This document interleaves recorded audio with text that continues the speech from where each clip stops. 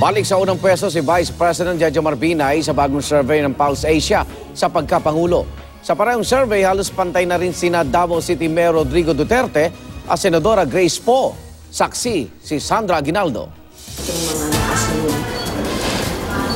Sa bagong ulat ng Bayan Survey ng Pulse Asia, tinanong ang 1,800 registered voters sa iba't ibang panig ng bansa. Sa mga taong nasa listahan, sino ang iboboto ang presidente ng Pilipinas kung ang 2016 elections ay gagawin ngayon at sila ang kandidato. Ang resulta, nagbalik sa number 1 slot si Vice President Jejomar Binay. Kapwa second placer sina Davao City Mayor Rodrigo Duterte at Senadora Grace Poe na maituturing na statistically tied ayon sa Pulse Asia. Sumunod naman ang administration bet na si Mar Rojas at Senadora Miriam Defensor Santiago. Kasama rin sa listahan ang pangalan ni Representative Roy Señeres pero 0 ang naitala niyang porsyento. Non-commissioned o walang nagpagawa ng survey na ito at sariling inisyatibo ng Pulse Asia. Huling nag-number 1 si Binay sa survey nitong March ng taong ito. Sa mga sumunod na ulat ng Bayan Survey ng Pulse Asia na idagdag ang pangalan ni Duterte. Makikita ring nagkakapalit-palit ng pwesto sa top 4 ang mga kandidato.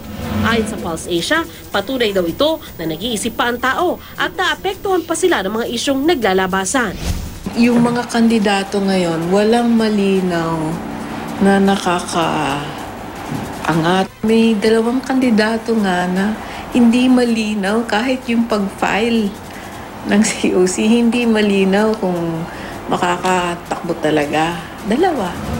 Ilan sa mainit na balita bago isinagawa ang survey ngayong Disyembre ang pag-file ng Certificate of Candidacy ng mga tatakbong Pangulo. Kabilang na ang paghabol sa karera ni Duterte. Pagbasura ng Senate Electoral Tribunal sa petisyon na kumukwestiyon sa citizenship ni Poe. Ang pagkansela ng 2 dibisyon ng COMELEC sa COC ni Poe. Pag-host ng Pilipinas sa Asia-Pacific Economic Cooperation Summit. At investigasyon sa laglag bala sa NAIA. Ayon sa Pulse Asia, nakabuti kay Binay na hindi gaanong napag-usapan ang mga isyu laban sa kanya noong mga panahong ito.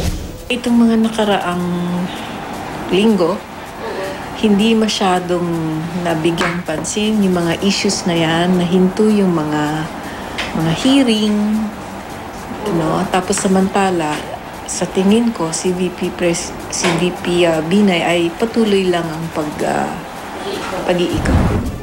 Nakatulong din daw kay Binay na may mga nag-aakalang tuluyan ng na-disqualify si Poe.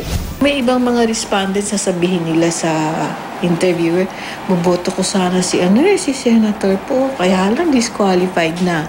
Hindi pwede ho i-correct ng interviewer. Ito ang unang survey na isinagawa na deklarado ng tatakbo si Duterte. Pero nang gawin ang survey, mainit pa ang issue ng pagbubura niya kay Pope Francis.